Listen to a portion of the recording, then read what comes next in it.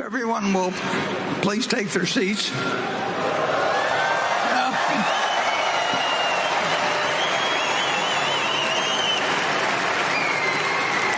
This is my 60th annual meeting, and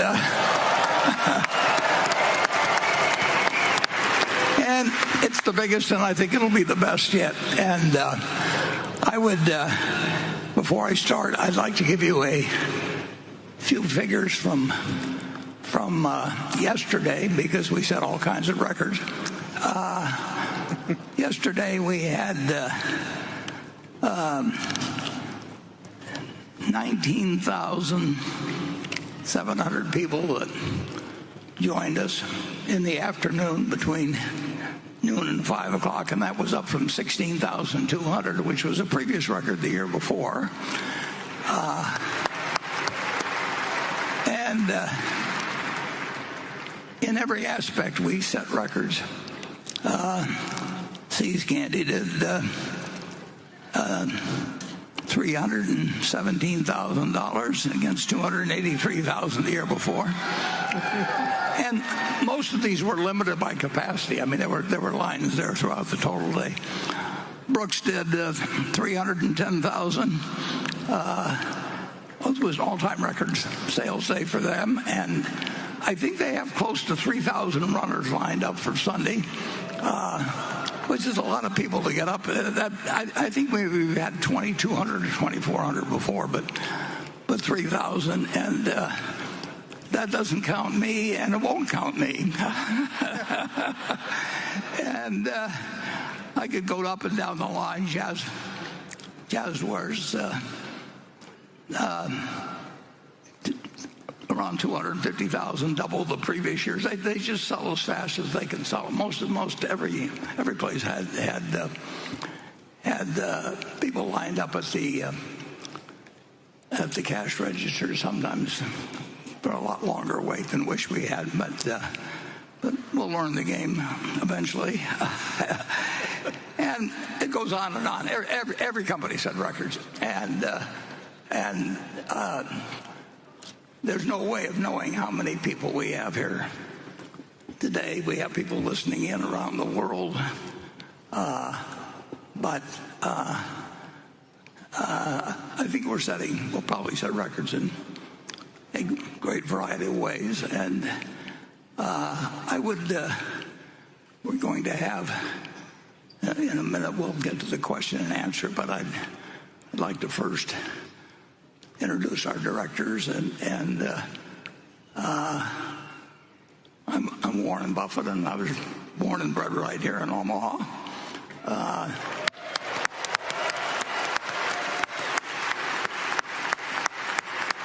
We have Greg Abel. He was born and bred in Canada. And we have Ajit Jain, who was born and bred in India. So we have a very diverse group. And in the audience, and I will introduce them alphabetically, and if they'll stand as I introduce them. And I know it'll be an effort, but withhold your applause till the end so that we can get through the list. But we'll start alphabetically with Howard Buffett. Howie, would you stand and withhold the applause? It'll go to his head. Susan Buffett. We have Steve Burke, Ken Chenault, Chris Davis, Sue Decker. Sue's our lead director. Charlotte Guyman, Tom Murphy Jr., Ron Olson, and I'll have a few, and when we finish, I'll have a few more things to add about him. Wally Weitz and Merrill Whitmer. And with that, you've got our all-star cast.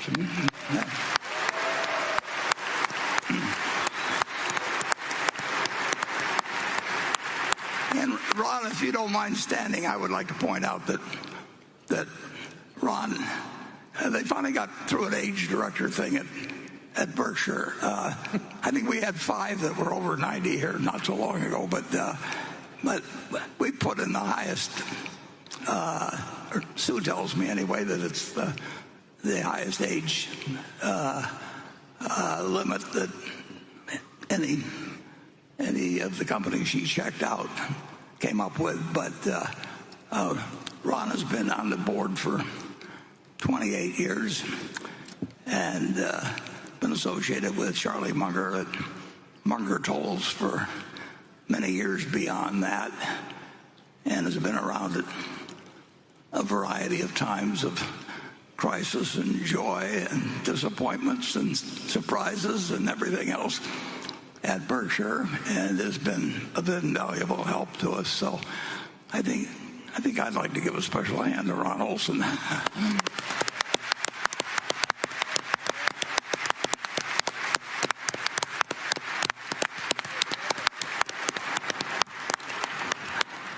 And I think I'll do something else that isn't done usually at annual meetings, but I haven't had a chance. I listened to him on Thursday afternoon. It's the only investment quarterly call that I listen to, but I listened to Tim Cook, and I understand, and it'll be tough for me to see him from up here, but Tim Cook, there he is.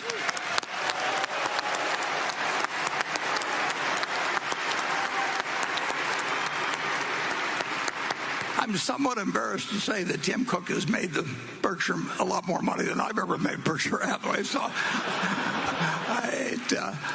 credit should be given to him for. I knew Steve Jobs briefly, and Steve, of course, did things that nobody else could have done in developing Apple. But Steve picked out Tim to succeed him, and he really made the right decision. Steve died young, as you know, and nobody but Steve could have created Apple, but nobody could. But Tim could have developed it like it has. So on behalf of all of Berkshire, thank you.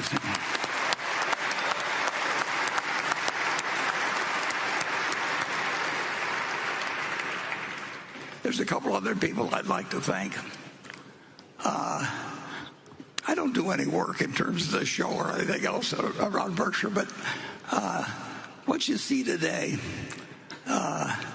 is the product of a lot of people at Berkshire. They forget, they don't think of themselves as the one who's supposed to screw a light in and leave for somebody else, and specialists to come along and do other things.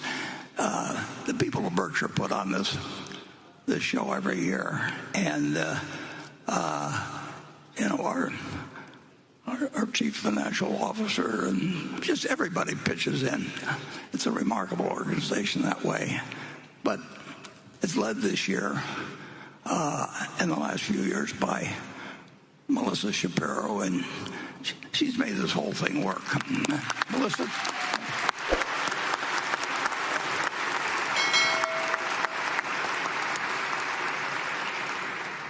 And then we got an idea a while back, many years ago. I'll take it all the way back. Maybe 65 years ago, I met Carrie Silva's grandfather and his wife. Well, they had 9 children, and Susie and I joined a playhouse group, and I don't look like the kind of guy that would join a playhouse group, but it turned out to be a great move in many ways. First of all, I enjoyed the plays, but beyond that, I met not only Carrie's grandfather, who ran an insurance company in Omaha, Bill Kaiser, but I also met the Pumpkin Boys, parents Louis and Francis. So in one sort of accident, when I was in my 20s, came up with all kinds of good things. And in connection with Carrie, her father ran a company called Central States. And later on, we bought that company. And then her father ran the company.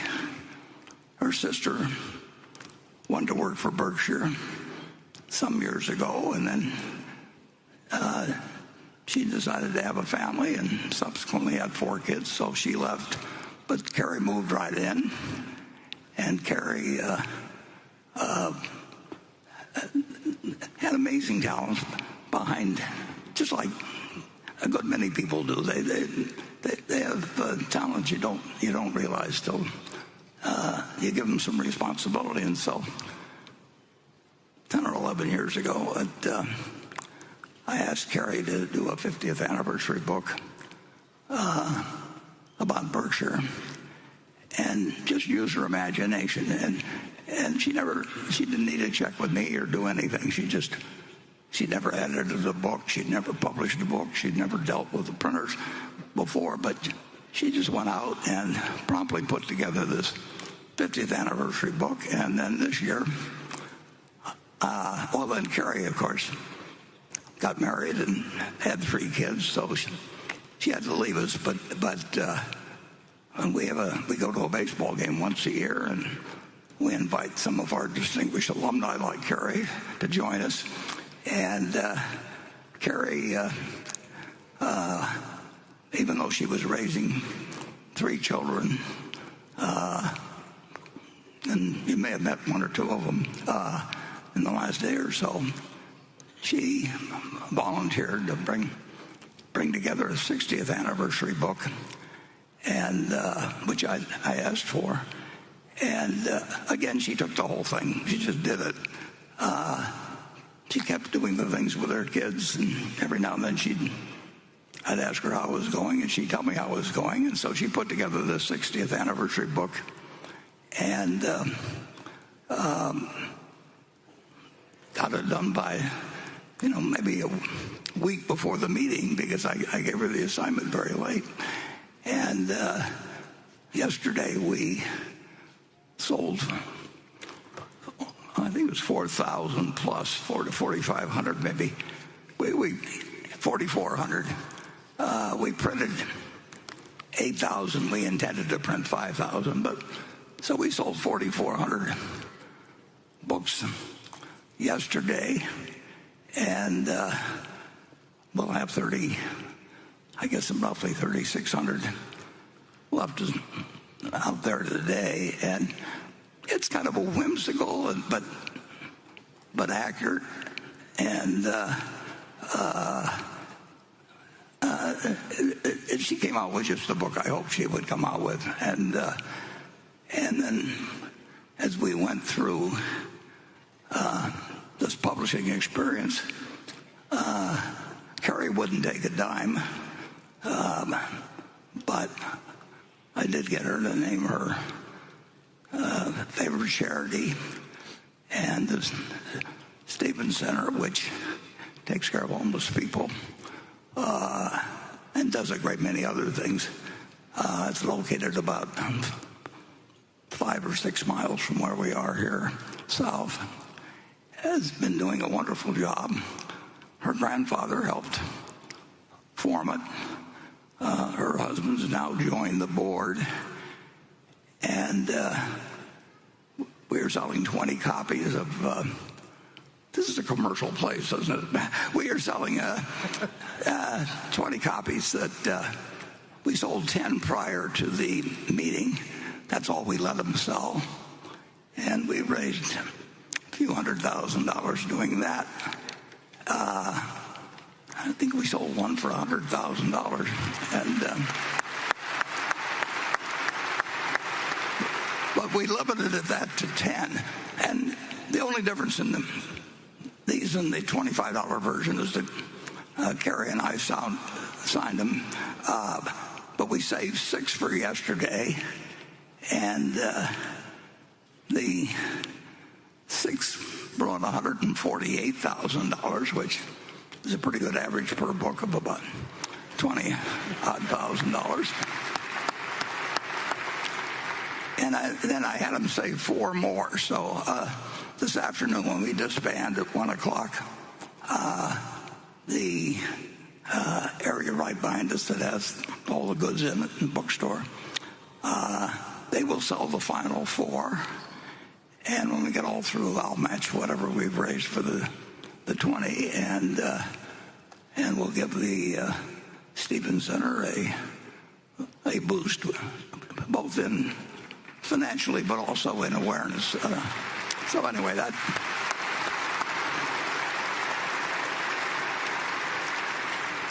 And when you look at that book, Carrie really did the whole thing. I mean, there's a lot of information in there, and she dug through it, and she came through a couple times maybe to check a fact or two. But she got material from the Munger family. She just did a wonderful job, and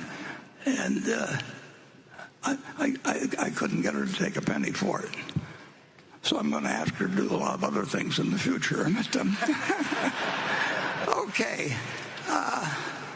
With that, I think we've covered all the business. So we will move to Becky's questions that she's received from, I don't know how many she's received, but from all over the country and perhaps outside the country. And she's picked out a group of them, which she has not shared with me.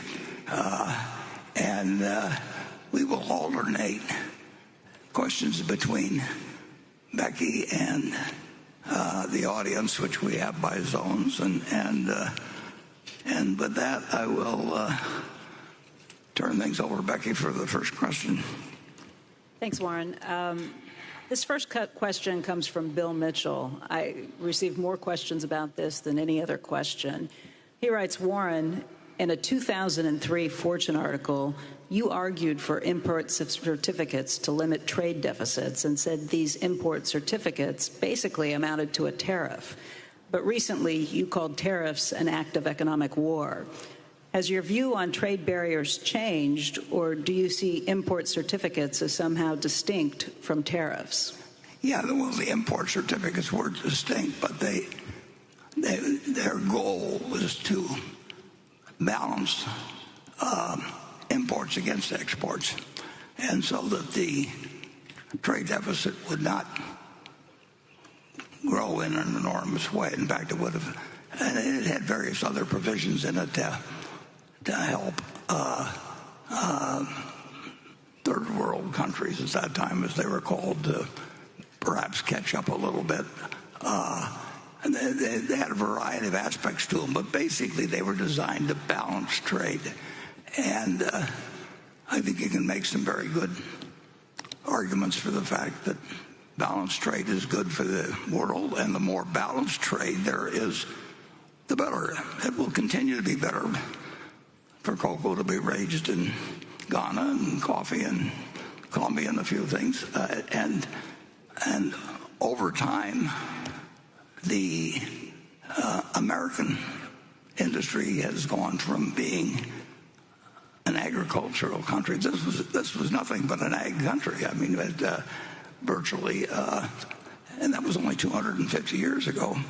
And we have become a very industrial country, and we did not want to make that a situation, in my view, where we ran greater and greater deficits, building up greater and greater debts against the country. So I designed this import certificate thing, which Charlie thought was a little Rube, too much like Rube Goldberg. I don't know whether that name is, but it's gimmicky.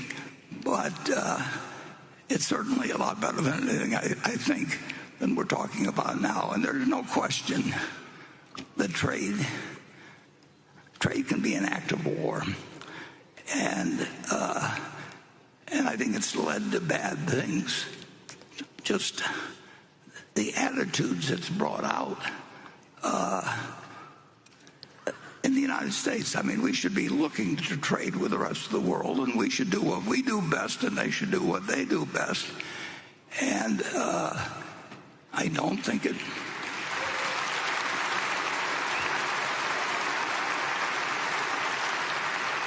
That's what we did originally. I mean, we were good at producing tobacco and cotton 250 years ago, and we traded it. And we want a prosperous world with 8 countries with nuclear weapons, including a few that are what I would call quite unstable. I do not think it's a great idea to try and design a world where a few countries say, ha, ha, ha, we've won, and other countries are envious.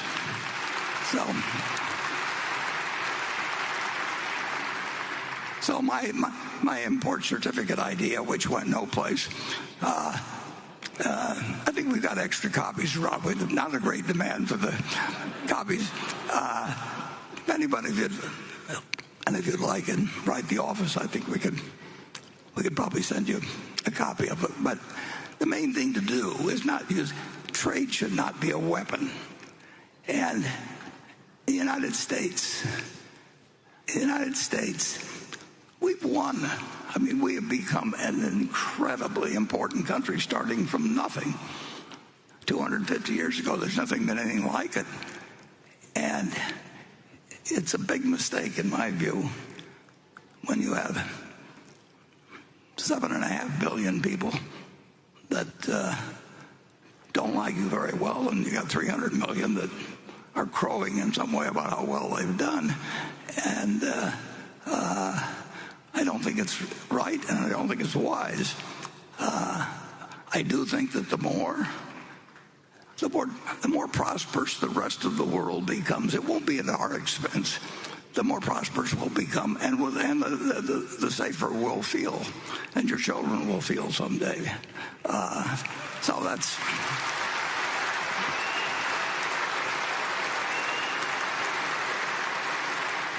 But don't expect my import certificate idea to go up down there with Adam Smith's Wealth of Nations or anything. Okay, let's go to Area 1. Mr. Buffett, Mr. Abel, and Mr. Jane, good morning.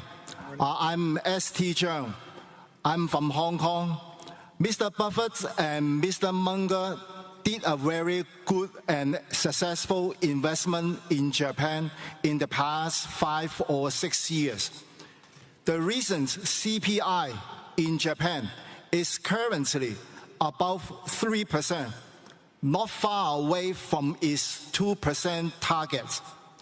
Bank of Japan seems very determined in raising rates, while Fed, ECB, and other central banks are considering to cut them. Do you think BOJ, Bank of Japan, makes sense to proceed the rate hike? Will its planned rate hike deter you from further investing Japanese stock market or even considering to realize your current profits? Thank you very much for arranging this greatest event every year. Finally, I wish you healthy always and keep holding this shareholder meeting. Thank you.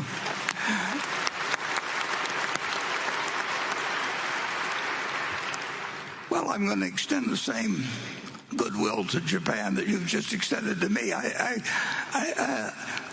let the people of Japan determine their best course of action in terms of economics. It's an incredible story, and it's been about 6 years now, as you pointed out. I was just going through a little handbook that probably had 2,000 or 3,000 Japanese companies in it.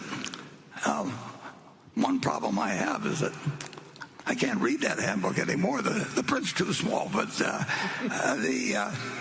and here were these 5 trading companies. They have a special name for them in Japan, but they were selling at ridiculously low prices. And so I spent about a year acquiring them, and then we got to know the people better, and everything that Greg and I saw we liked better as we went along. So we got fairly close to the 10% limit that we told the company we would never exceed without their permission. And so we did ask them recently whether that limit could be relaxed, and it's in the process of being relaxed somewhat. I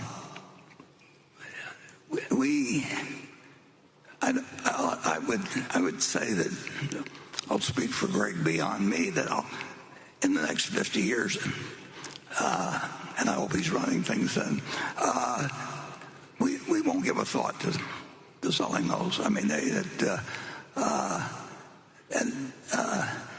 Japan's record has been extraordinary, actually, in terms of that. My guess is that Tim Cook would tell you that iPhone sales there are about as great as any country outside the United States. American Express would tell you that they sell their product very, very well in Japan. Coca-Cola, that we do business with, another big investment of ours, they do extraordinarily well in Japan. They have a number of habits in a civilization that operates differently than ours. Japan is by far the biggest. This is the container they've always preferred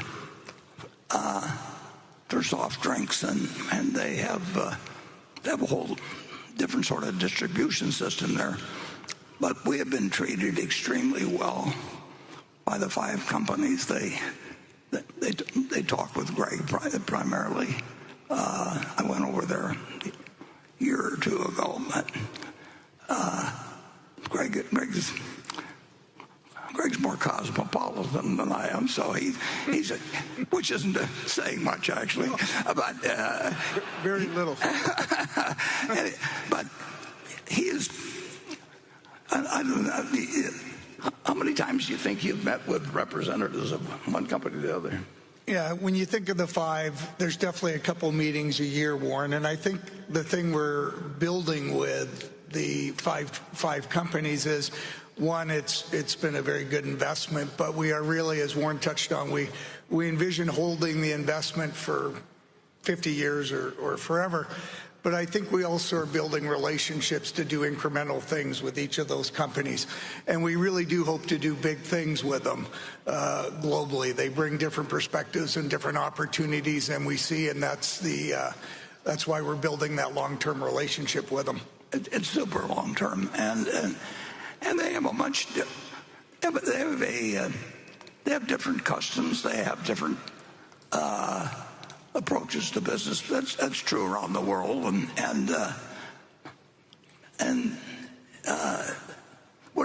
we don't have any intention in any way of trying to change what they've done because they do it very successfully, and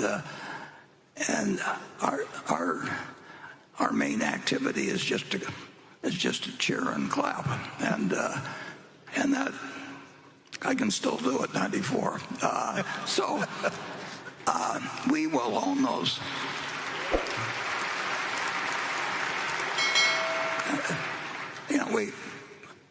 We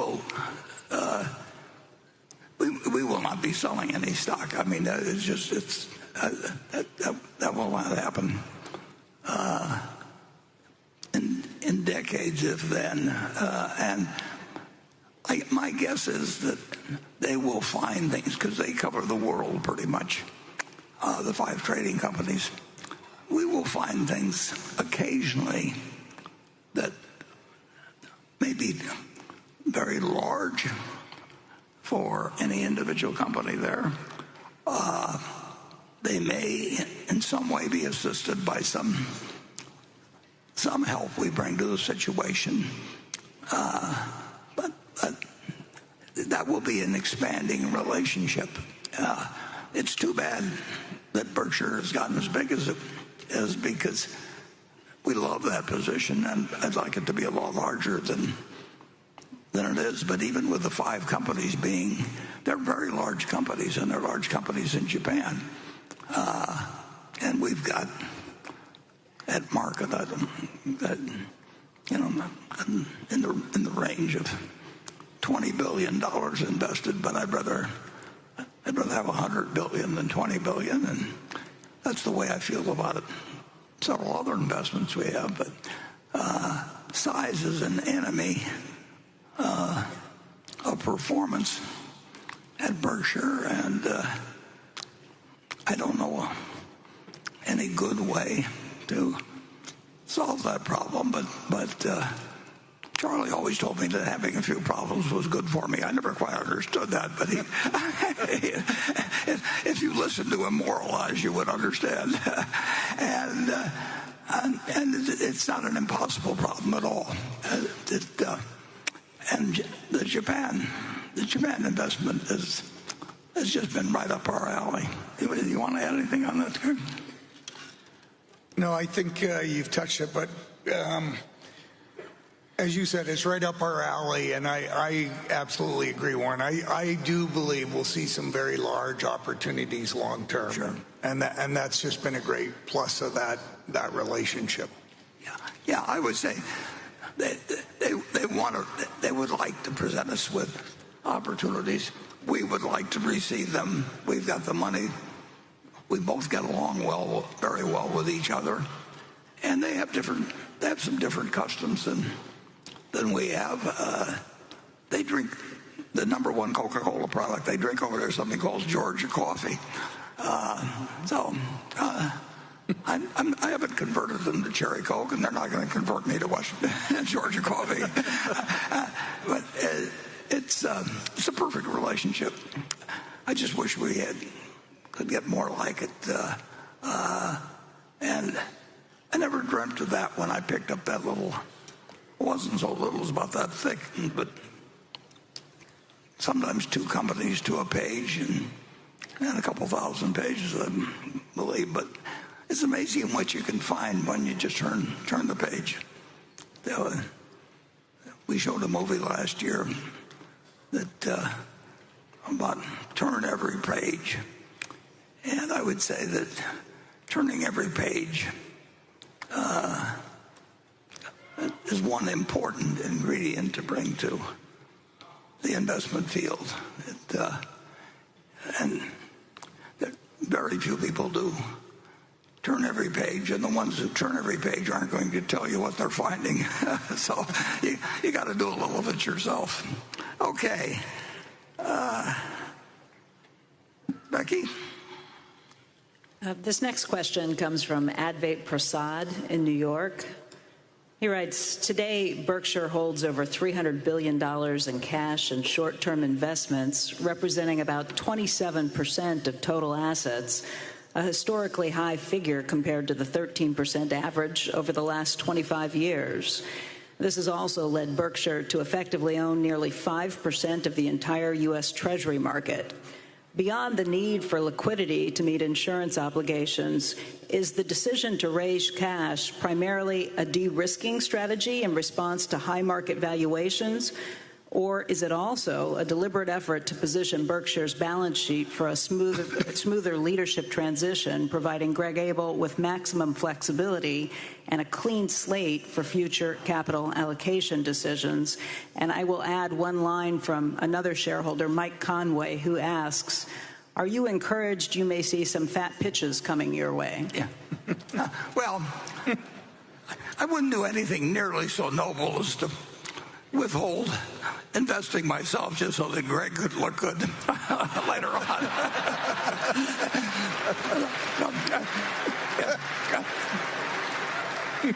Now, if he gets any edge when I leave, I'll resent it. So the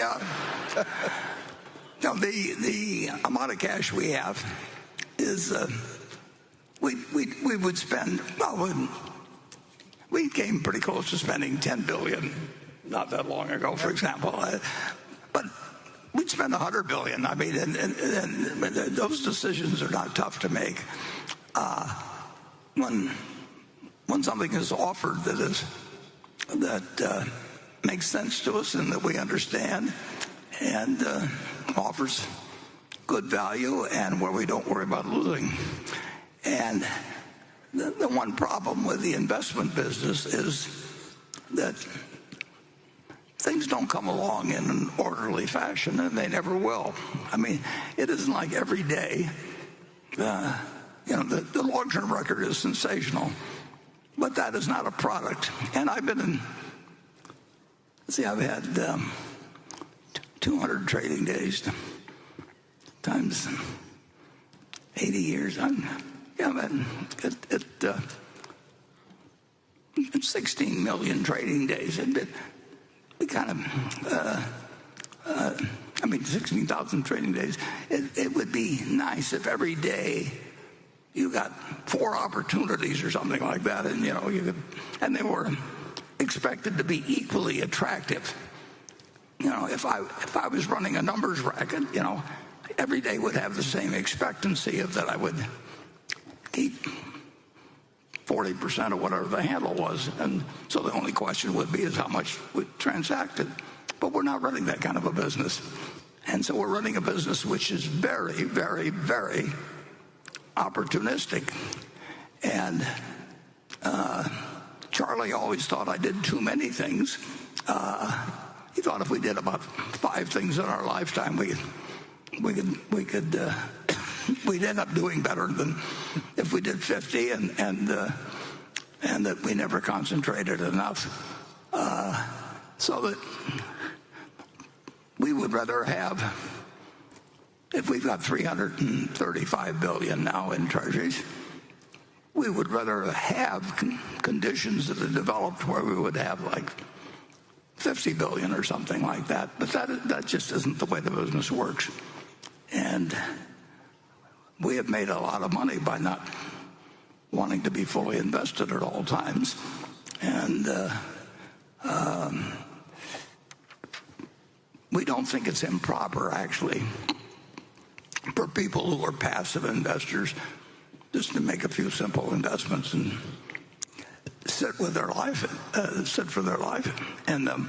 But we've made the decision to be in the business, so we think we can do a little better than that by behaving in a very irregular manner. But if you told me that I had to invest, let's say that we have a roughly $40 billion a year coming in, and we start with 335. If you told me I had to invest $50 billion every year till we got down to $50 billion, that would be the dumbest thing in the world to invest in that manner. Things get extraordinarily attractive very occasionally. The long-term trend is up. Nobody knows. And I certainly don't know. Greg doesn't know. Ajit doesn't know.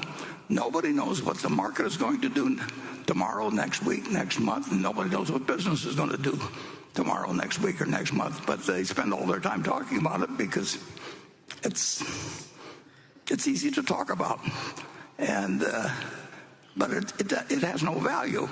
I've never found anybody I wanted to listen to on the subject, and on the other hand, I've found that leafing through things like that big Japanese book that I can't read anymore, that's a treasure hunt. And every now and then you find something, and occasionally, very occasionally, but it'll happen again, that I don't know when. It could be next week, it could be 5 years off, but it won't be 50 years off. We will be bombarded with offerings that we'll be glad we have the cash for. And it'd be a lot more fun if it would happen tomorrow, but it's very unlikely to happen tomorrow. Very, very unlikely to happen tomorrow. But it's not unlikely to happen in 5 years, and then the probabilities get higher as you go along. it's kind of like death. I mean, if you're 10 years old, the chances that you're going to die the next day are low. If you get to be 115 or something like that, it's almost a cinch. Particularly if you're a male. I mean, all the records are held by females in terms of age. And I tried to get Charlie to have a sex change so he could test out whether...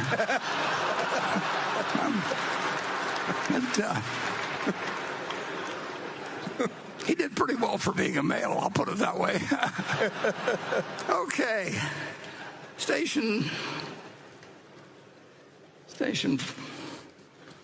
2.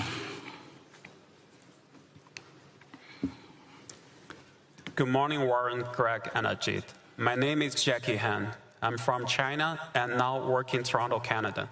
This is my 8th Berkshire Hathaway meetings at this point. I've probably spent more time with you than most people spend on Netflix.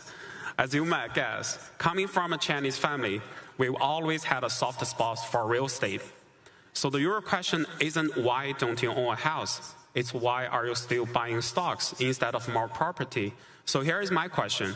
With today's high interest rates and global uncertainty, do you still believe in being greedy when others are fearful, or the value investing facing new challenges in today's environment? Thank you. Yeah. Well, in respect to real estate, it's so much harder than stocks in terms of negotiation of deals, time spent, the involvement of multiple parties in the ownership. Usually when real estate gets in trouble, you find out you're dealing with more than the equity holder. But there have been times when large amounts of real estate have changed hands at bargain prices, but usually stocks were cheaper, but they were a lot easier to do. So Charlie did more real estate. Charlie enjoyed real estate transactions, and he actually did a fair number of them in the last 5 years of his life. But he was playing a game that, and it was an interesting game to him. But I think if you'd asked him to make a choice when he was 21, he had to either be in stocks exclusively the rest of his life or real estate the rest of his life. He would have chosen stocks in a second. There's just so much more opportunity, at least in the United States.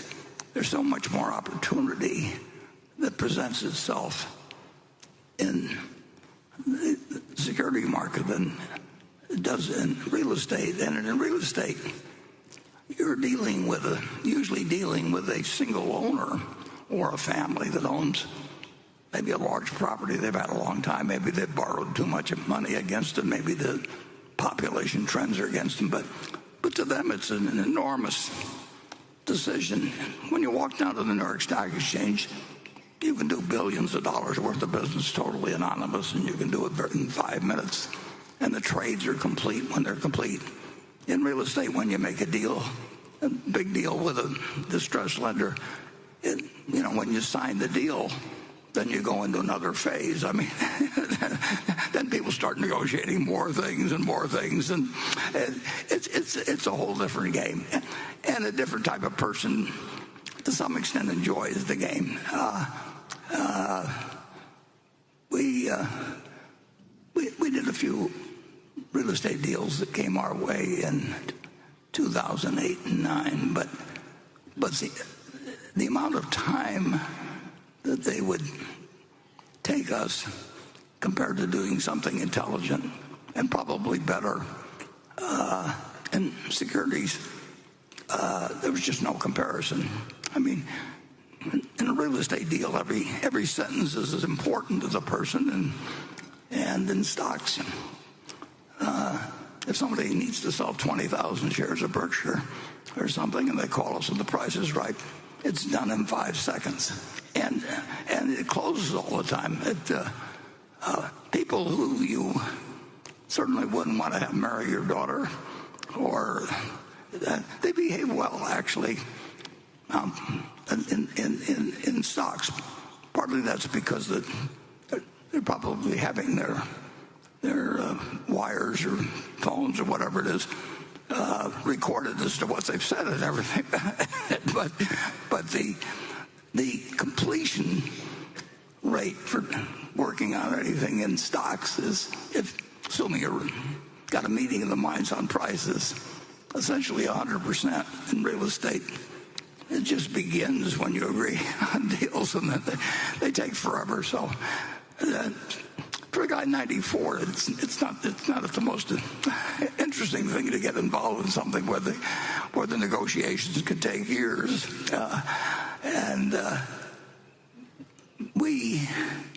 We have the capability. There have been some huge failures in fact, if you go all the way back to Zeckendorf in the 1960s, he was going to change the world, and Century City out in California is a product of his. And if you go to Eurus, if you go to he was sitting on top of the world with the Eurus buildings, and so people tend to get in trouble in that business. The banks usually don't want to recognize it, but that takes a long time to go through the bank processes. They just got through redoing the Musk loan that he did when he was buying it 3 years ago, the company that's now X. And, 3 years to work out a transaction that where you've got parties on both sides that aren't ready to act. We find it much better when people are just ready to pick up the phone, and you can do hundreds of millions of dollars worth of business in a day. I've been spoiled, but I like being spoiled, so we'll keep it that way. Okay, Becky. This question comes from Sam England in San Francisco, and it's for Warren and Ajit. As AI systems become more capable and harder to interpret, how do you see that affecting the insurance industry's ability to assess, price, and transfer risk? Are there parallels to past disruptions Berkshire has navigated in underwriting or capital allocation? Okay, Becky, and Ajit's got about 100 points of IQ on me, and he's just going to be here this morning, so I'm going to let him answer the question first. Well, there is no question in my mind that AI is going to be a real game changer, and it's going to change the way we assess risk, we price risk, we sell the risk, and then the way we end up paying claims. Having said that, I certainly also feel that people end up spending enormous amount of money trying to chase the next new fashionable thing. We are not very good in terms of being the fastest or the first mover. Our approach is more to wait and see until the opportunity crystallizes and we have a better point of view in terms of risk of failure, upside, downside. So right now, the individual insurance operations do dabble in AI and try and figure out what is the best way to exploit it. But we have not yet made a conscious, big-time effort in terms of pouring a lot of money into this opportunity. And my guess is we will be in a state of readiness. And should that opportunity pop up, we'll be in a state where we'll jump in promptly. Yeah, and I would just add, I wouldn't trade everything that's developed in AI in the next 10 years for a G. So if you gave me a choice,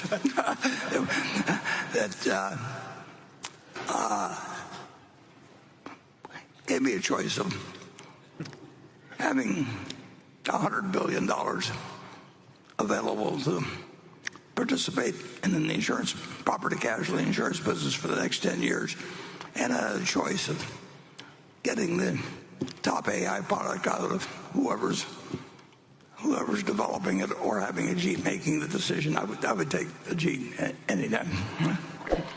So,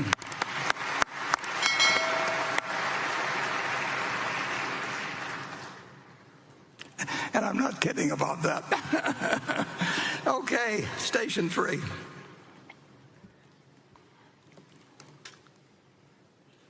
Hello, I'm Sean Siegel from Chicago, Illinois. Thank you for investing your time, to you and the executive committee for putting on this meeting, and for bringing together a diverse group of people in attendance under one roof. Out of all the companies that Berkshire Hathaway owns, there was one that you acquired, the Chicago-based company Portillo's Hot Dogs. How did you know that this would be a good fit for the overall company's portfolio? Well, I'll have to ask Greg about that because I don't know anything about it. So maybe he bought it when I was looking the other way. But I think I got to call a friend on this one.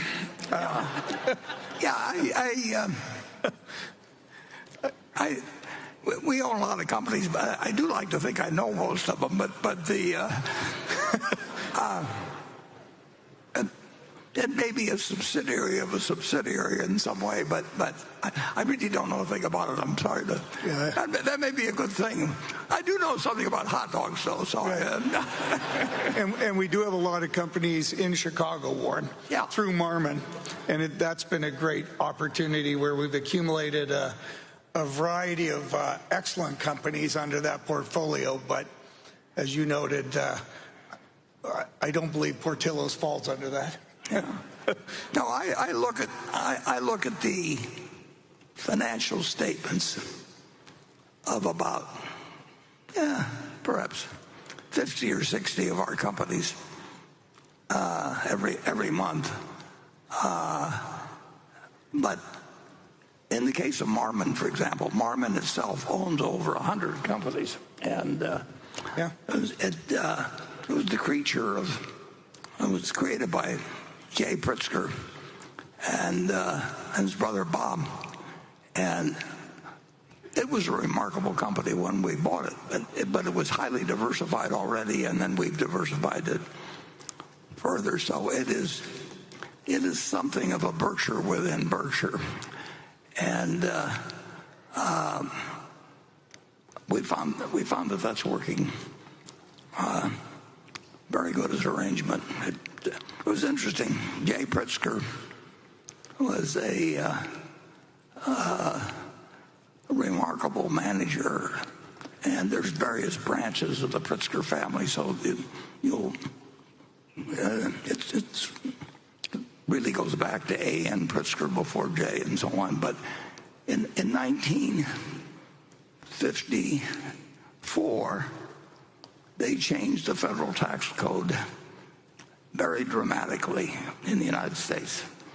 It was quite a blow to me because I'd been at Columbia and I'd been reading a J.K. Lasser book about the tax code, and then they went and changed the whole damn thing. So it did. But 54 was a big change. Those years come every now and then, like 1986, and you may see a big one of these days. And there was a company called Rockwood Chocolates in Brooklyn, and they made Rockwood chocolate bits, which we used to sell at the Buffett grocery store, and people made chocolate chip cookies out of them and everything. And then it turned out that cocoa, which lately has had a big run too, cocoa was 5 cents a pound in 1941 when LIFO was first allowed for insurance for tax purposes. And the Rockwood Chocolate Company went into on the LIFO message, so they owned like 30 million pounds or thereabouts of cocoa. And then cocoa took a run in 1955, and I had just moved to New York. And there was a provision in the new tax code that if you were in 2 or more companies and you did certain things and you've been in them for 5 years and you got out of one of them, that there would be no capital gains tax on LIFO inventory gains. And tax rates were around 48%, maybe 52%. And so there was this huge profit because the cocoa had gone up in price, but that made it terrible for them in selling Rockwood chocolate bits because the price at retail of the chocolate bits did not match what was going on at wholesale. Something almost identical has been happening in the chocolate business. Recently, Hershey Chocolate just came out and said they're going to have a bad quarter, and we're paying $4.50 a pound for chocolate from cocoa because things are going on in West Africa that make cocoa prices go up dramatically. In any event, Jay Pritzker bought control of Rockwood, the chocolate company. And like I say, I was 24 or 5 years old, and they called the meeting to split off the two, one of the chocolate businesses in a way that would enable them to recognize the gain on these cocoa beans without paying roughly 50% federal taxes on the gain. So I went to the meeting, which was in Brooklyn, and nobody was there. This is in the turn every page category, except one guy. And I was 24 and he was 29, and it was Jay Pritzker. And nobody had showed up at the meeting, and it was kind of a crummy building they had, but they had a lot of cocoa there. And Jay just gave me a lecture, or a lesson really, I should say, on the tax code. And I mean, I could have gone to graduate school for years and never learned as much as he did. And then later, we actually bought the company, that Rockwood company, after he did some other things, became the basis for Marmon. And Marmon, among other things,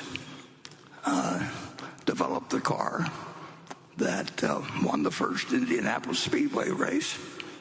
And it invented the rear view mirror, which I'm not sure is a great advantage in economics or anything, but the guy they used to have on the Indianapolis 500, they had two people in the car. One guy was to look back and see what the other people were doing, and the other guy was to drive the car. And our guy got sick, and so they invented a rear view mirror. So if you want to look at the kind of, what's going on in the laboratories of Berkshire Hathaway, and we've got people working on things like the rear view mirror. Hey, Warren? Yep. I'm happy a friend did call. So that still works. Peter Eastwood, who runs one of our Berkshire subsidiaries and does a great job of running it, tracked down that Portello's is owned by a private equity firm called Berkshire Partners. So that was the basis of the question, but it's not associated with Berkshire. So we got to the bottom of that one. Yeah. Thank you, Peter.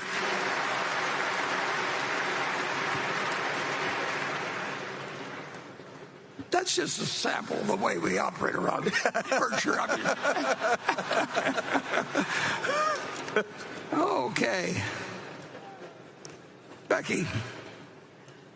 All right, this question comes from Jessica Poon, who says, you've long been a strong believer in the American tailwind and the resilience of the United States, and history has proven you correct. Today, the U.S. appears to be undergoing significant and potentially revolutionary changes. Some investors are now questioning the concept of American exceptionalism. In your view, are investors being overly pessimistic about the U.S. economy, or is the country indeed entering a period of fundamental change that requires a reassessment from a new perspective?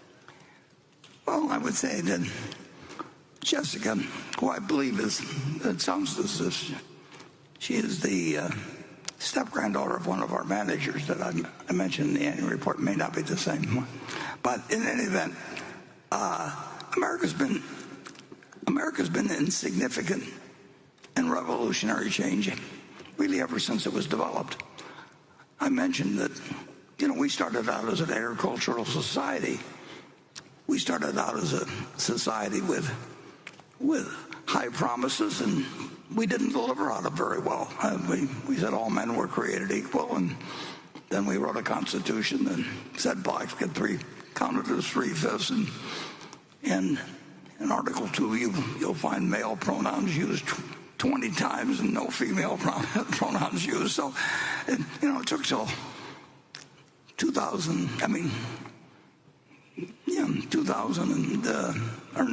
1920, I should say, till the 19th Amendment was passed, saying, "Oh yeah, we promised the women this back in 1776, and now we'll do something about it." And then we didn't do something about it for a long time. So we're always in the process of change. We'll always find all kinds of things to criticize in the country. But the luckiest day in my life is the day I was born. Because I was born in the United States, and at the time, about 3% of all the births in the world were taking place in the United States. And I'd like to say that I had something to do, so sent messages out to my parents, for God's sakes, moved to the United States before I was born or anything. But I was just lucky. And I was lucky to be born male. I was lucky to be born white. And I was like all kinds of things. But if you don't think the United States has changed since I was born in 1930, we've gone through all kinds of things. And we've gone through great recessions. We've gone through world wars. We've gone through the development of an atomic bomb that we never dreamt of, at the time I was born. So I would not get discouraged about the fact that it doesn't look like we've solved every problem that's come along. And if I were being born today, I would just keep negotiating in the womb until they said you can be in the United States. So we're all pretty lucky.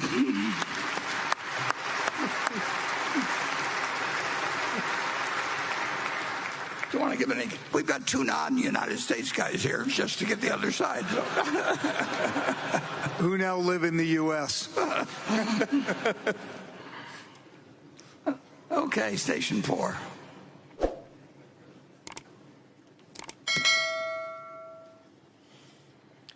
Hi, Mr. Buffett. My name is Daniel, and I'm from Tenafly, New Jersey.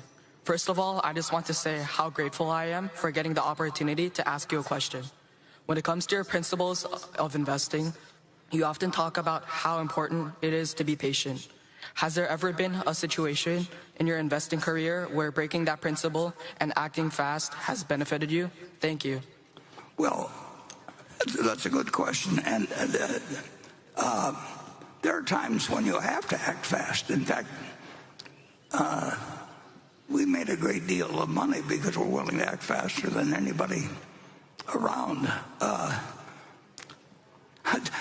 Jessica Toombs, I think she's the stepdaughter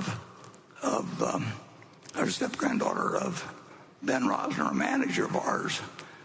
And in 1966, I got a call from a fellow named Feldsteiner in New York, and he said, I represent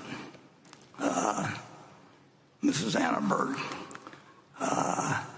And there were actually 9 Annenberg sisters, I believe, before Laura Annenberg came along as the son. But he said, we have a business we'd like to sell you. So I called Charlie up, and I got a few details, and it sounded very interesting. And Charlie and I went back to the office of Will Feldsteiner in New York, who was a marvelous guy. Never met him since, but he was handling things for Mrs. A. Simon, but her name was Annenberg, and her husband had been the partner of Ben Rosner, but he had died, and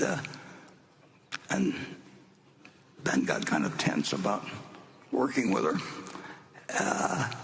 and so he offered us this business at a bargain price. He offered us a business for $6 million. It had $2 million of cash. It had a $2 million piece of property in a 900 block of what's the key street in Philadelphia down there, Market Street, and it was making $2 million a year pre-tax, and the price was $6 million. And Charlie and I went back to this place, and Ben Rosner was there, and he just was upset about doing business with his partner's widow. She was extremely wealthy, and he wasn't enjoying it. He was very nervous about selling it, and he said to me and Charlie, he said, I'll run this business for you until December 31st, and then I'm out of here. And I got Charlie, we went out in the hallway, and I said, if this guy quits at the end of the year, you can throw away every book on psychology you've ever read. I mean, and so that began we bought the company and had a great relationship. And did I know that morning when I got a phone call from Will Feldsteiner that did his background about it?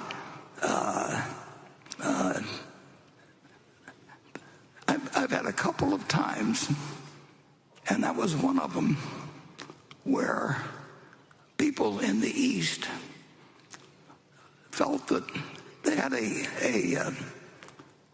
stereotype in their mind of what people from the Midwest were like. And Ben had been married. His first marriage was to a woman from Iowa, and he just figured that anybody from the Midwest was okay. And the trick when you get in a business with somebody, or get in a room with somebody like that, and they want to sell you something for $6 million that's got $2 million of cash and a couple million of real estate and is making $2 million a year, you don't want to be patient then. You want to be patient and waiting to get the occasional call. My phone will ring sometime, with something that, wakes me up. I may be sleeping in there or something, but you just never know when it'll happen, and that's what makes it fun. I mean, so patience. It's a combination of patience and a willingness to do something that afternoon if it comes to you. You don't want to be patient about acting on deals that make sense, and you don't want to be very patient with people that are talking to you about things that will never happen.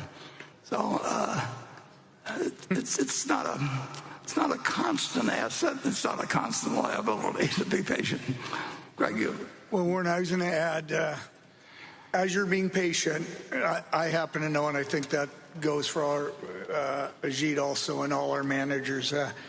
Very patient when we're looking at opportunities, and as you touched on, we want to act quickly. But while we're being patient, never underestimate the amount of reading and work that's being done to be prepared to act quickly.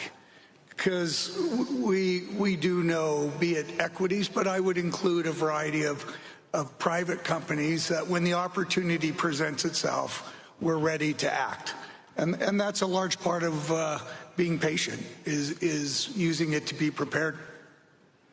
Yeah, and of course it doesn't come in anything like an even flow. I mean, it's the most uneven sort of activity you could get into.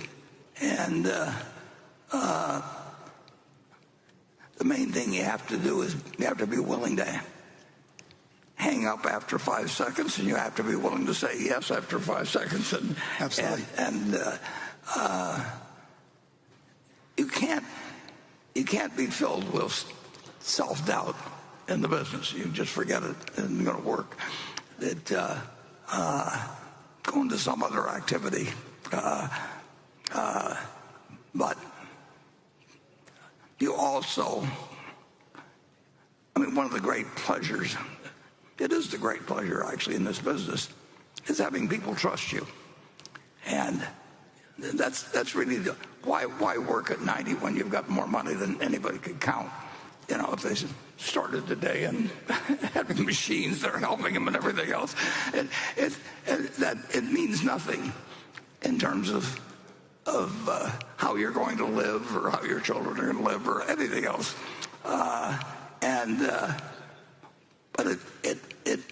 But both Charlie and I, we just enjoyed the fact that people trusted us, and they trusted us 60 years ago or 70 years ago in partnerships we had. And we never sought out professional investors to join our partnerships. Among all my partners, I never had a single institution. I never wanted an institution. I wanted people, and I didn't want people that were sitting around and having people present to them every 3 months and tell them what they wanted to hear and all that sort of thing. So, and that's what we got, and that's why we've got this group here today. So it's all worked out. But that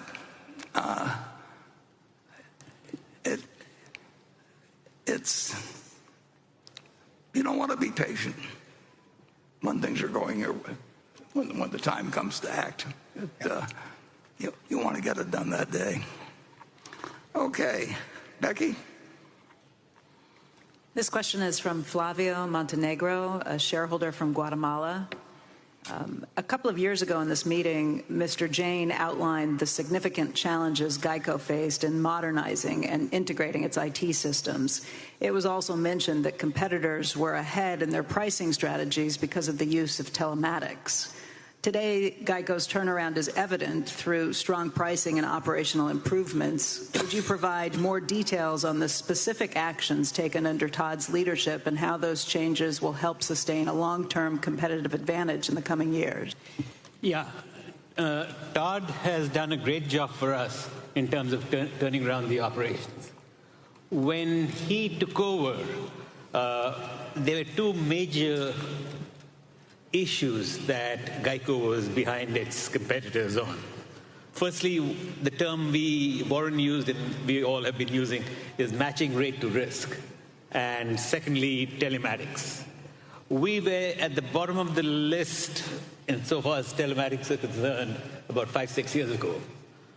Since then, we have made rapid strides, and telematics, which used to be a source of competitive disadvantage to us, is no longer so. And I would argue that our telematics at Geico is about as good as anyone else's today. So that's been one huge catch-up. Secondly, in terms of matching rate to risk, there again, I think we have caught up with our competitors, and we are as good as anyone else in the field. All this together with the cost reduction effort that Geico and Todd gets a lot of credit for, he has basically reduced the workforce by 20,000, starting with something close to 50,000. He's brought it down to 20,000, and that translates to, I guess, at least $2 billion per year. So all this has allowed Geico to become a much focused competitor, so much so in the last 7 quarters, Geico has shown a combined ratio that has an 8 in front of it. And I never thought I'd live to see the day when anyone could have a combined ratio at so low as it is right now. So I think Geico's done a great job. Its 80 combined translates to the largest profit anyone is making on the underwriting side in the personal automobile business. So, we've achieved a lot. Todd has achieved a lot. But I do not want to be so arrogant as to say that mission accomplished. We've achieved a lot, but I still think we need to do a lot more in technology. AI, as we talked about, is going to be a big force, and we need to play catch-up there. Not catch-up, but we ought to be in a state of readiness. So I think Geico is in a great shape right now. Warren, you want to add anything? No,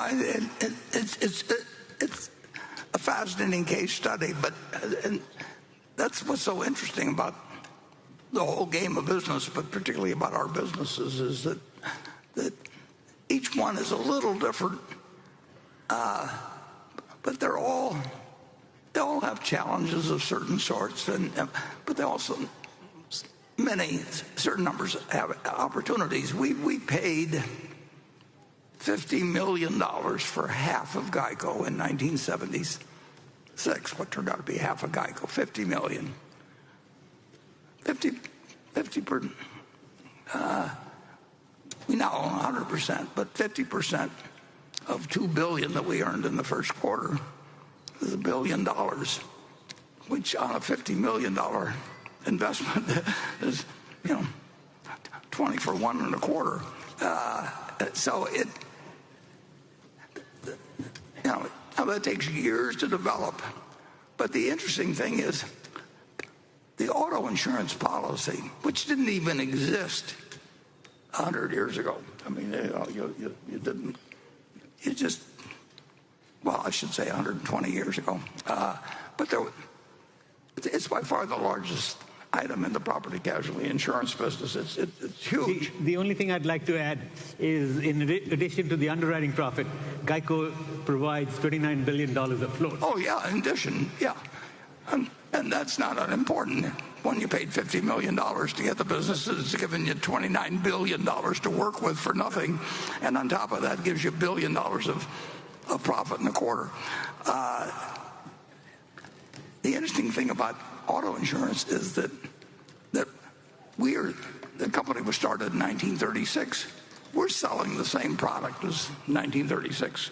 We're being more sophisticated about pricing it than we were then. Somebody just made the judgment, the fellow that came from USAA, made the judgment that government employees, the name Geico stands for Government Employees Insurance Company, that government employees were better drivers than average. And I don't think he was an actuary or anything else, but he just made an observation. And so he left USAA, which is still a very successful company, and he started Geico for a few $100,000.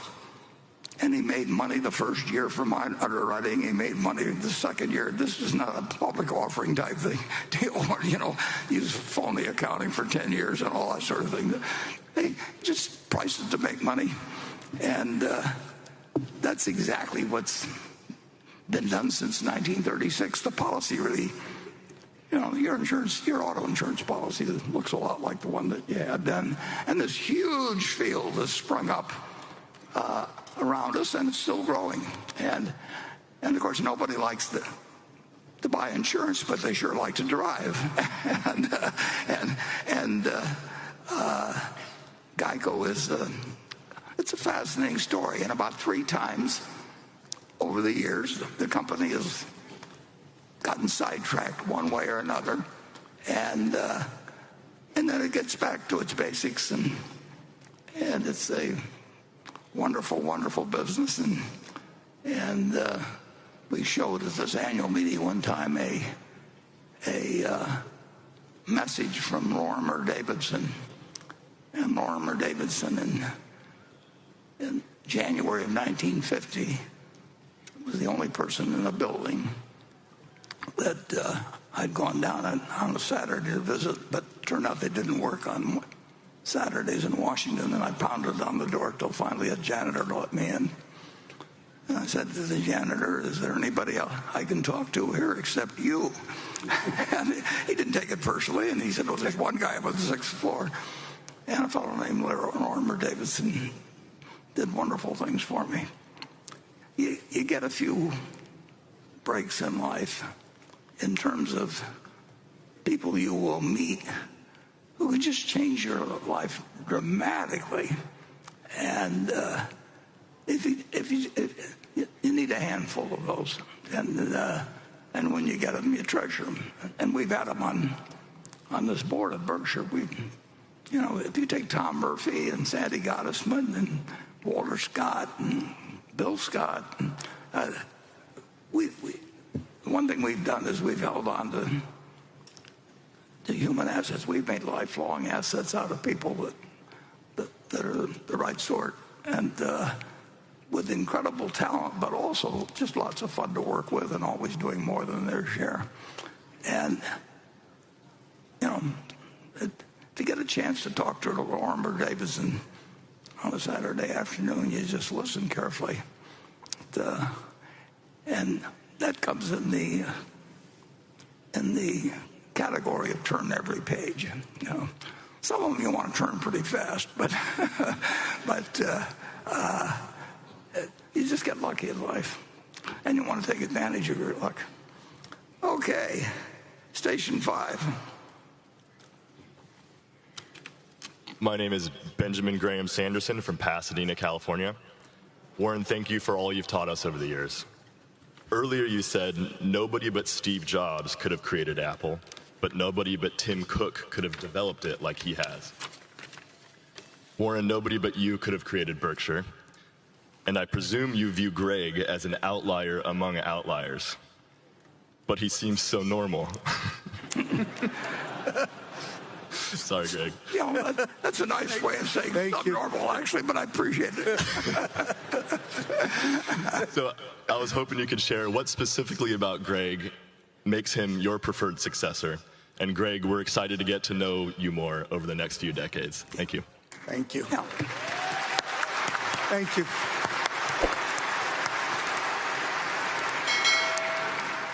Well, you've hit on the most important question. And in terms of the business, we've got a wonderful group of businesses. We've got an ability to do things that nobody else can do, which is hard to get in a capitalistic system that's been developed as fully as the United States has been. I mean, imagine being able to create something that in a very, very, very big playing field, you'd really be very, very hard to develop anything like it. I don't think you could develop the people around it, let alone the capital position, and the history and everything else.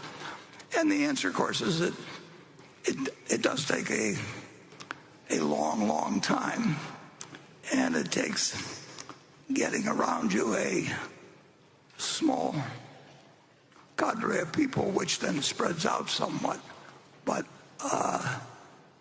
where you've got mutual trust, where people do more than their share.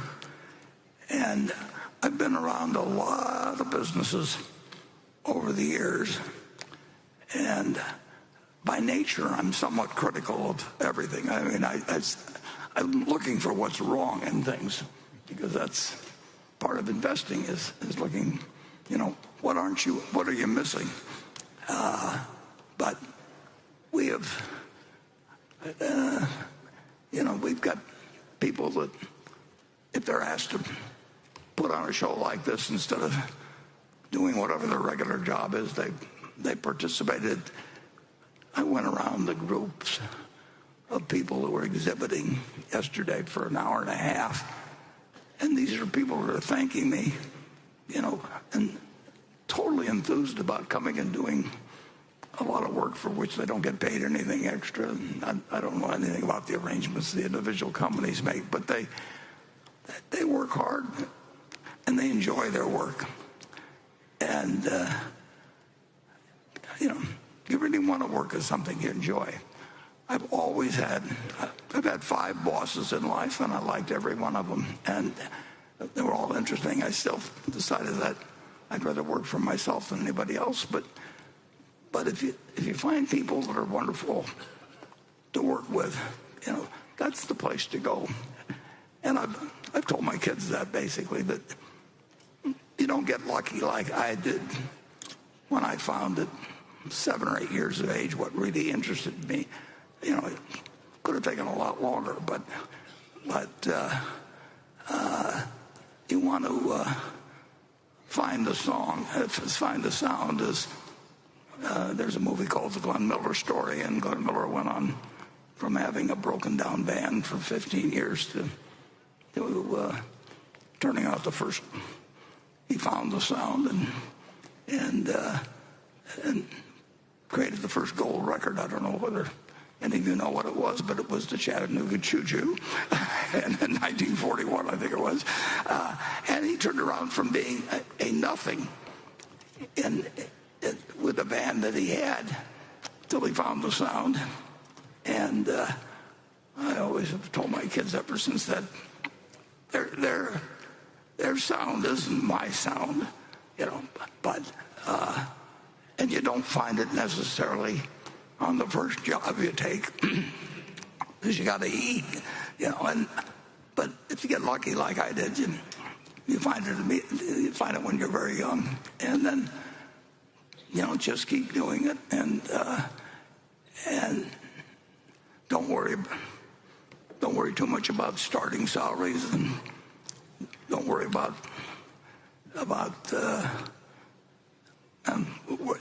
be very careful who you work for, because you will take on the habits of the people around you. So there's certain jobs you shouldn't take, but you've got the greatest country in the world, and you've got the greatest time in the world. So I would say that while I'm handing this over to Greg, you can't even dream all the dreams that you could have about a place like Berkshire. But the big thing you have to do, though, is to be sure you can play the next day. I mean, in terms of financial activities on a meaningful scale,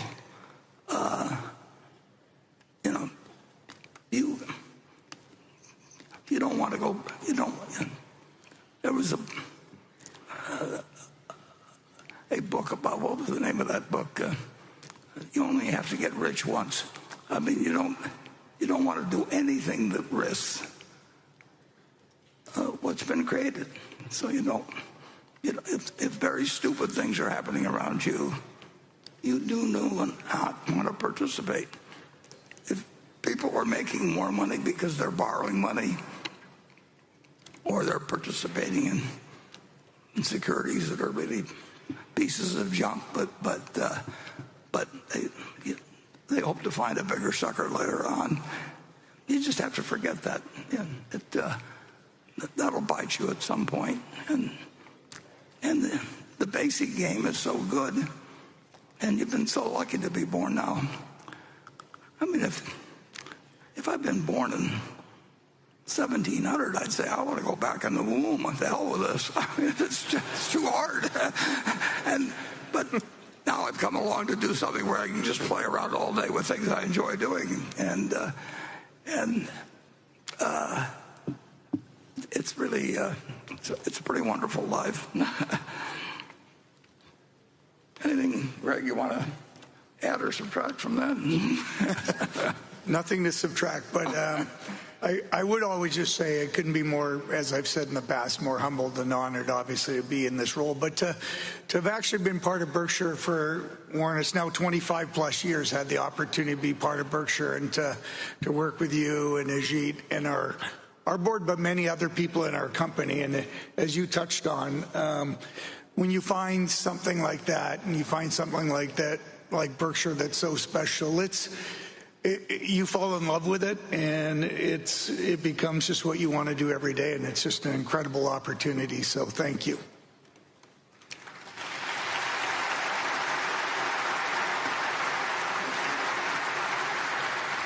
And to the gentleman who asked the question, if you don't find it immediately, don't starve to death or anything in the meantime. But you will find it, and you'll find it in the right individual. In a sense, it's somewhat like finding the right person in marriage. I mean, probably some of you may have married the person you met on your first date. Although I guess they don't even have dates anymore. But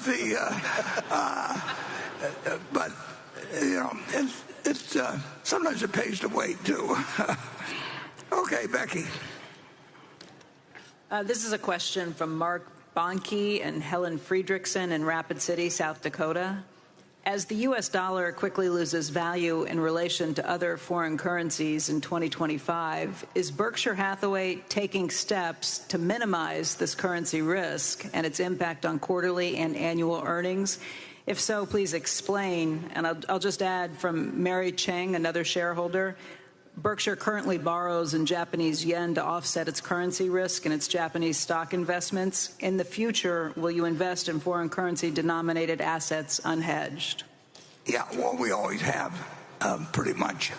The Japanese situation is different because we we do intend to stay so long with that position. And the funding situation is so cheap that we essentially have attempted to some degree to match purchases against yen-denominated of funding. But that's not a policy of ours. In fact, that's the first time we've done that, and we've owned lots of securities in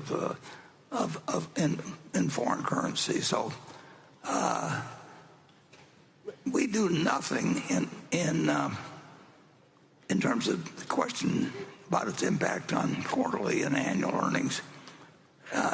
We don't do anything based on its impact on quarterly and annual earnings. I mean, there's never been a board meeting I can remember or the conversation I had with Charlie where I say, if we do this, our annual earnings will be this, and therefore we ought to, whether it's accounting or whether anything, we just, the number will turn out to be what it'll be. What counts is where we are 5 or 10 or 20 years from now. And if you start focusing on what number you're going to produce, you will quickly get tempted, at least based on the experience I've seen from viewing 20 companies. You will get so you'll, one way or another, play around with the numbers, and sometimes seriously play around with the numbers. And I've seen people that I trust them in all kinds of other ways, but they regard playing around with numbers as perfectly okay. And that's just not something, we just don't think about that. So actually the yen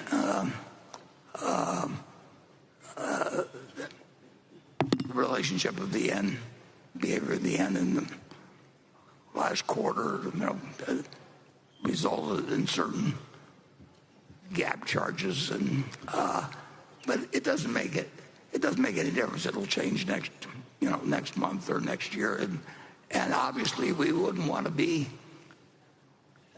owning anything that we thought was in a currency that was really going to hell. And that's the big thing we worry about with the United States currency. I mean, the tendency of a government to want to debase its currency over time there's no system that beats that. You can pick dictators, you can pick representatives, you can do anything, but the people, there will be a push toward weaker currencies. And of course, that is, I mentioned very briefly in the annual report that the fiscal policy is what scares me in the United States, because it's made the way it is, and all the motivations are to doing a lot of things that can cause trouble with money. But that's not limited to the United States. It's all over the world, and some places it gets out of control regularly. As they know,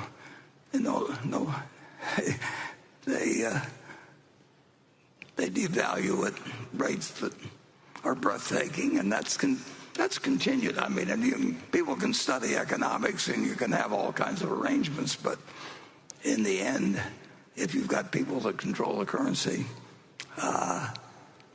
you can issue paper money, and you will, or you can engage in clipping currencies like they used to do centuries ago.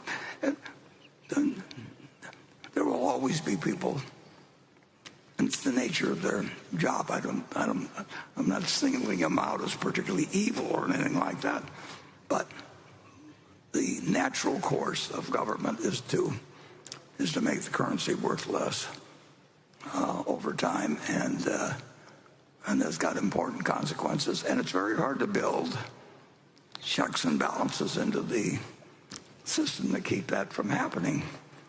And we've had a lot of fun here in the last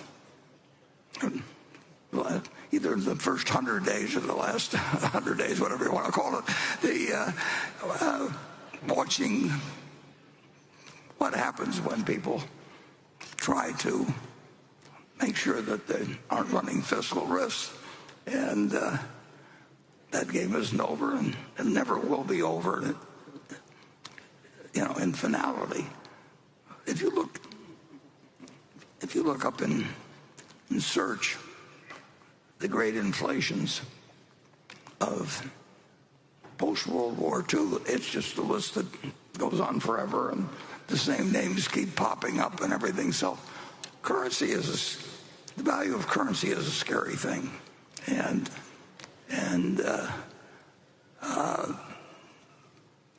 we don't have any great system for beating that. We do in this particular Japanese position because we expect to hold it for 50 or 100 years or more. And we will be owning something that's denominated in yen and easily predictable. And we'll just, as long as the carry on it is right and everything, we'll attempt to issue Japanese denominated liabilities, but that's not because of anything we carry about in terms of quarterly or annual earnings. Greg, do you have anything to say on that? I was just going to say that relative to the question, that there's no question we were fundamentally very comfortable with investing in the 5 Japanese companies and recognizing we're investing in yen. The fact we could then borrow in yen was almost just like a nice incremental opportunity. But we are very comfortable both with the Japanese companies and with the currency we would ultimately realize, i.e. in the yen. Yeah, we only made, as I referred to earlier, one big currency play, which was connected a little bit with when I wrote that article for Fortune. And we got long 12 other currencies, as I remember. Only 4 or 5 of them are really big currencies. But when I say we got long it, that means we're short the dollar. And so we held that position for a couple of years, and we made several $1 billion on it, which was significant to us then. Still is. Charlie always felt that if you had to pick an area outside of stocks in which to invest, and he knew a lot about bonds, he knew a lot about real estate, he knew a lot about a lot of things, but he said he thought he could make a lot of money out of being in foreign currency. But we've done it once. It's not inconceivable we would do it again, but it's unlikely. But there could be things happen in the United States that would make us want to own a lot of other currencies. And I suppose if we made some very large investment, European country or there might be a situation where we would do a lot of financing in their currency, but it's not it was something that just was sort of obvious to do in the Japanese situation, where we had the ability to borrow yen at very, very low carrying cost, and we felt very good about the income we'd be receiving from these securities, and if the present condition, which it won't, I mean it never does, but prevail for decades and decades, we would probably keep doing the same sort of thing. But things change in the world too, so don't take that as a prediction. Okay, section 6.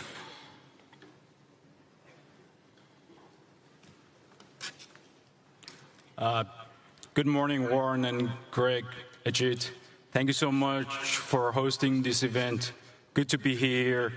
My name is Dashboy Undilger, and I'm from great country of Mongolia. A little bit background about my country.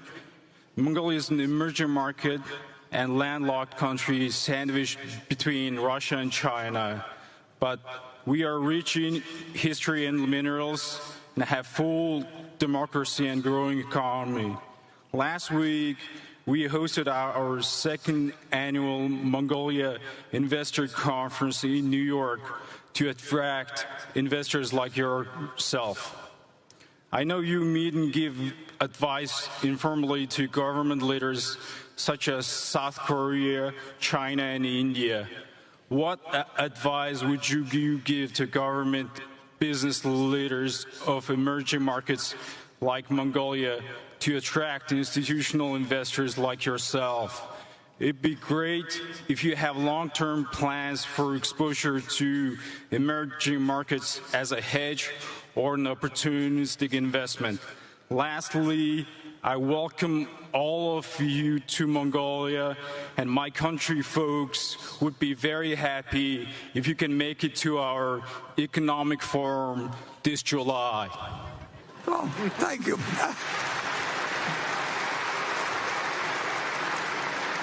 Yeah, I have trouble planning a trip to Council Bluffs, which is just a few miles from here, but that takes an optimist. Actually, I met a fellow here at the annual meeting, probably 20 years ago or more, who did a lot in Mongolia, and he did very well in Mongolia, and actually moved there for quite a while. I would say that if you're looking for advice to give the government over there, it's to develop a reputation for having a solid currency over time. I mean, that we don't really want to go into any country where we think that there's a chance, a significant probability of runaway inflation. It's too hard to figure. Other people have figured out ways to make money in hyperinflationary situations, but that's not our game, and I don't think I'd play it well. So we wouldn't be. That would be a factor with us. The chances are, and we won't find anything in Mongolia that fits our size requirements aside from that. But like I say, I think my friend that I met here 20 years ago has done very well in Mongolia. And if the country develops a reputation for being business friendly and currency conscious, I think that bodes very well for the residents of that country, particularly if it has some other natural assets that it can build around. I don't know that much about the minerals there or anything of the sort, but who would have bet on the United States in 1790? But we didn't have to have perfection. We just had to be better than the other guy for quite a while. And we started out with nothing, and we ended up with close to 25% of the world's GDP and faster growth rates and generally sounder currencies and all kinds of things. So I wish you well. Okay, Becky? This question's from Peter Shen in New Jersey.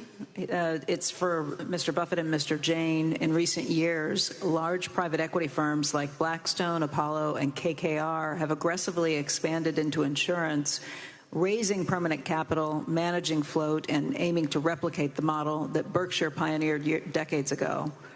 Given that these firms are now directly competing for insurance assets, often using higher leverage and more aggressive investment strategies, how do you view their impact on Berkshire's insurance operations and underwriting discipline? Do you believe that the private equity model poses risks to policyholders in the broader financial system? And has this competition made it more challenging for Berkshire to find and price insurance opportunities safely and profitably today? Ajit? Okay. Yeah, part of the question is very easy. There's no question the private equity firms have come into this space, and we are no longer competitive in this space. We used to do a fair amount in this space, but in the last 3-4 years, I don't think we've done a single deal. Now, you ought to separate this whole segment in two separate segments. One is the property casualty end of the business and the life end of the business. The private equity firms that you mentioned are all very active in the life end of the business, not the property casualty end of the business. You are right in identifying the risks in these private equity firms are taking on, both in terms of leverage and in terms of credit risk. And while the economy is doing great and credit spreads are low, the private equity firms who've taken the assets from very conservative investments, and I wouldn't say high octane, but they've certainly invested these assets in situations where they get a lot more return on the investment. And as I said, as long as the economy is good and credit spreads are low, they will make money. They'll make a lot of money because of leverage. However, there is always the danger that at some point the regulators might get cranky and say, you know, you're taking too much risk on behalf of your policyholders, and that could end in tears. We do not like the risk reward that these situations offer, and therefore we put up the white flag and said, you know, we can't compete in this segment right now.